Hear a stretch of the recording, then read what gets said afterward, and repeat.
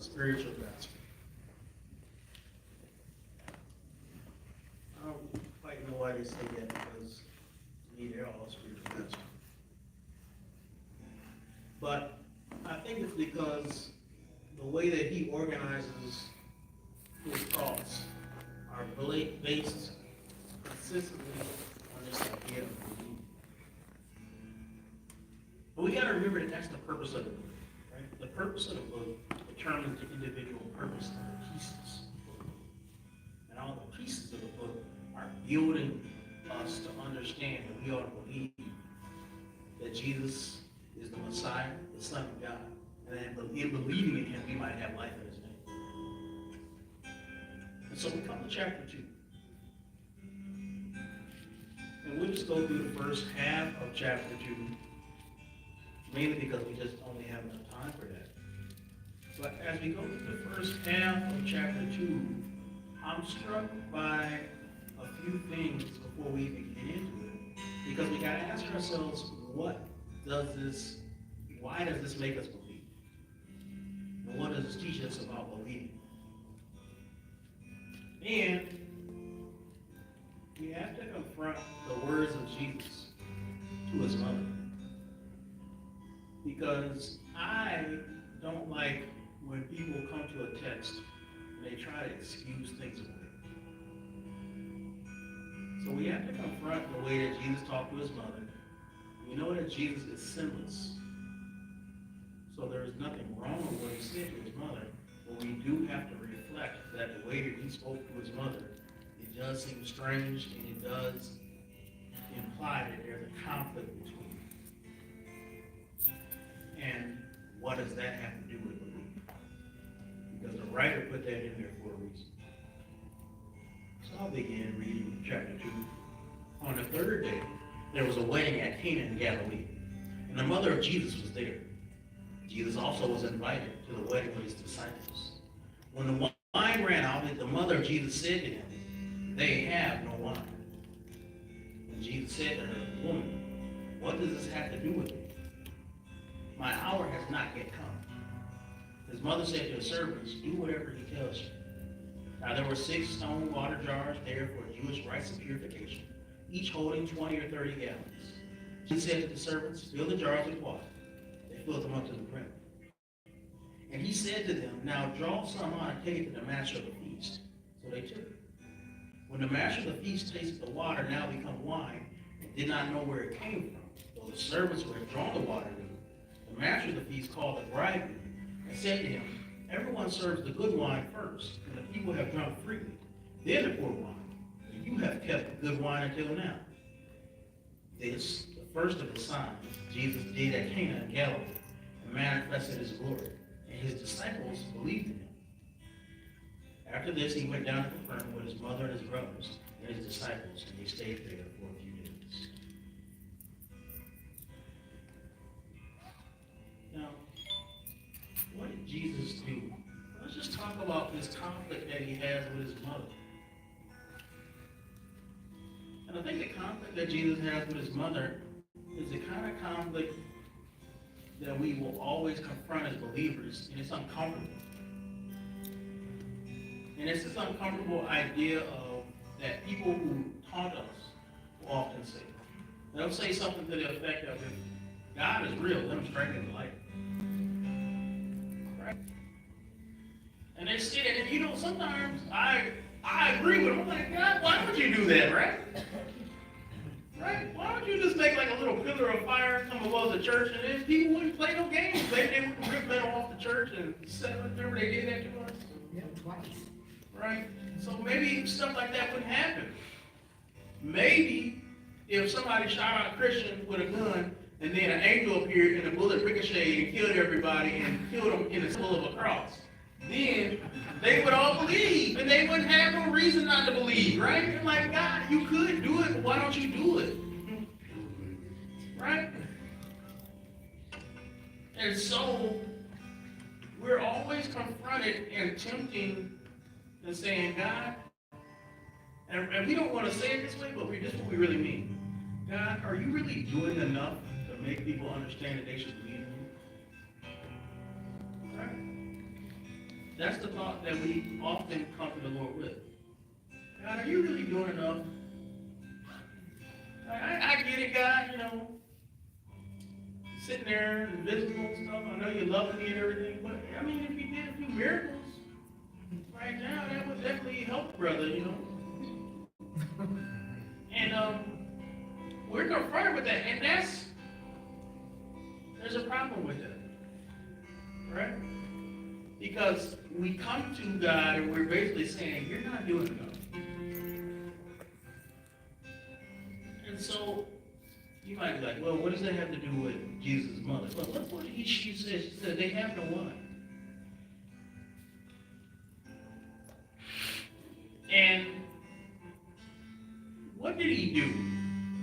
Let's get past what he said, but let's look at what he does. Do the people know in the feast know that Jesus did his miracle? All right? So let's just think about that and first reflect on that first before we look at his words, because the actions will tell us why he did, and then his words will explain. He turns the water into wine, which is a miracle. That's not the point. Right?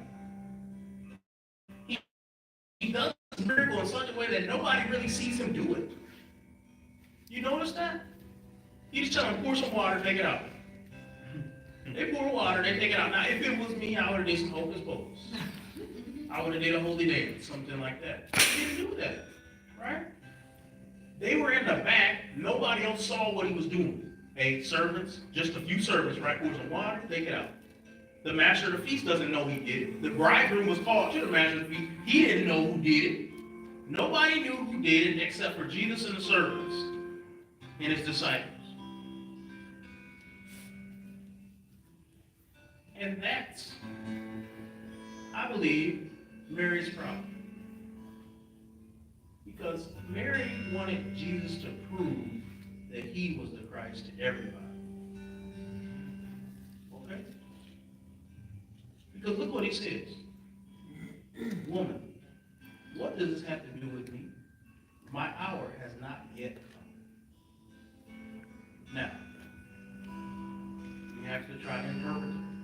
He first started off with woman. Now, that's not, my grandma's talking to me and I say woman. The next thing that's going to happen is I'm trying to get back like this because my head going to be moving, right? Not on my own volition. So the question is, why is he talking to his mother that way? He says, woman,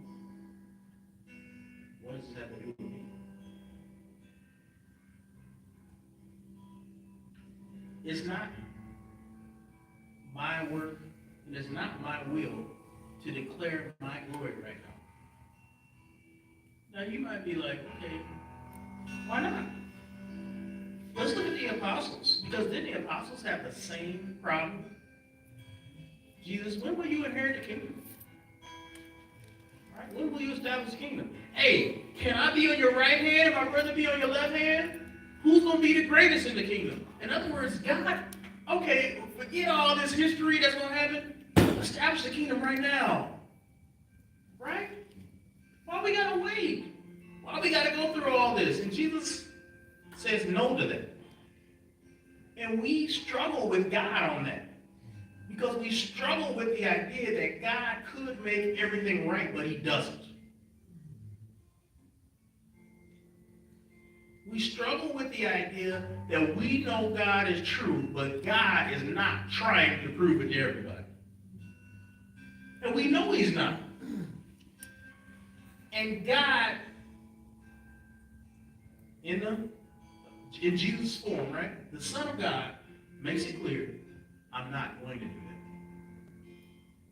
that. And we struggle with that. We struggle with this idea that God reveals something. And look at who believes at the end of the story. His disciples believed in him. The crowd did not believe in him. I think we can kind of tie this towards the end of the chapter. I don't want to tie it too much because we didn't read that. But there's a part in there where it talks about Jesus didn't believe in the crowd.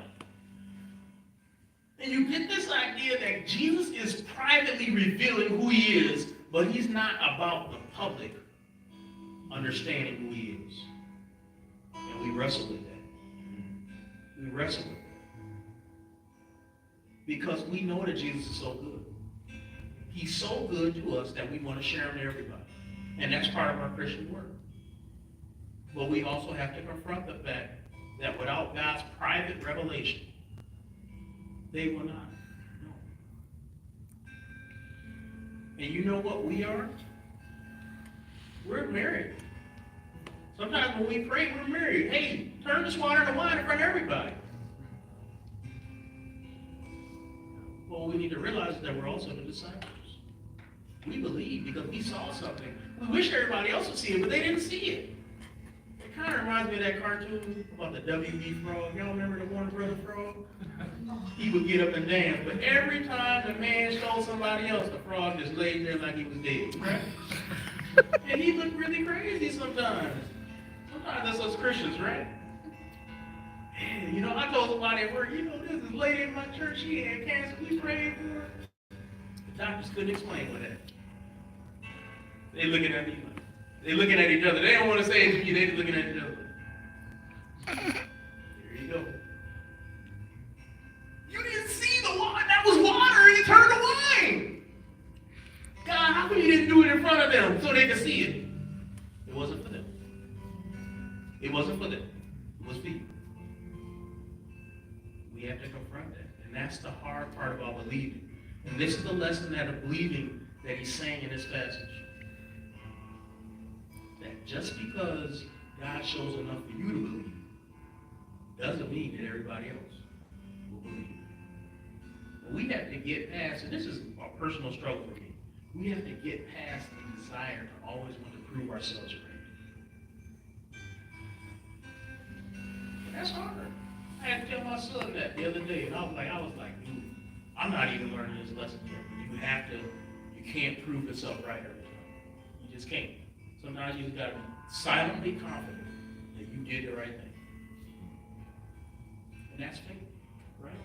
Faith is knowing that one day every knee will bow, but that day is not. One day every tongue will confess, but that day is not today. It's our hope. It is not our present. We have to trust that God will make it come to reality in his time, not ours.